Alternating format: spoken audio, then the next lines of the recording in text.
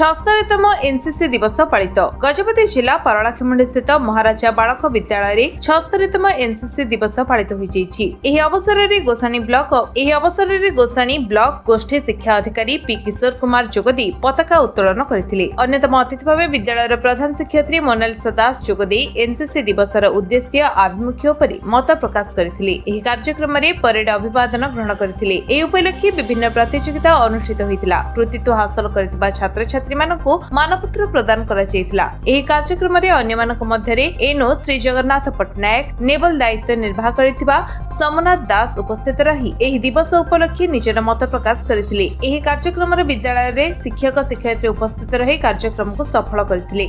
मु chief officer NCC रो जगन्नाथ पटनायक कौन कहबे आज जो एनसीसी दिवस पालन होछि आ ऊपर कौन कहबे 1948 मसीह भारतर second line of defence NCC गठन करा जायतिला।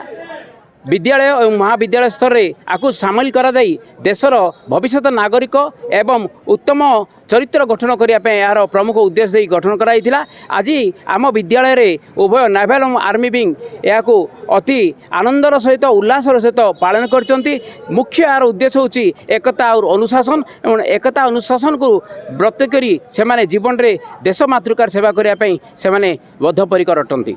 छात्र कौन देबे मेसेज छात्र माने एमिति देशर सुरक्षा पाई निज जीवन को बलिदान देवा पाई प्रस्तुत होइचंती। तेणु सेमान जीवन रे श्रृंखला और एकता रक्षा करिवे से निश्चित भाव आगू जाई परिबे एवं देशर सुनागरिक होई परिबे। समाज कौन दिग्दर्शन समाज एपरी पिलांक ठारू जदि किसी शिखि पारिबे आम देश को एक विकसित राष्ट्र परिणत करिया पाई देशवासी को यह आमर एक आह्वान। आज 76तम एनसीसी स्वनक्षत्र एनसीसी स्वनक्षत्र आम एसकेसीजी आमर बॉयज स्कूल यही कार्यक्रम अनुष्ठित होता। मते यही कार्यक्रम चीफ गेस्ट रखार मु बहुत धन्यवाद अर्पण करुच्ची। ता सहित पिलान मध्य अत्यंत डिसिप्लिन रे यही कार्यक्रम आडंबर भाव कर मत आनंद भी लगुच।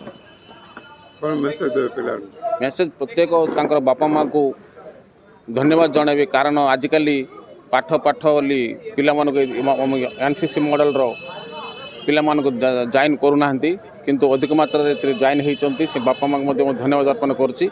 यह करने द्वारा भारत रे एकता एवं श्रृंखला एवं ये देश प्रति प्रेम बढ़िया आशा कर। गजपति रेणुबाला बेहरा रिपोर्ट विश्व विजय न्यूज ओडिशा।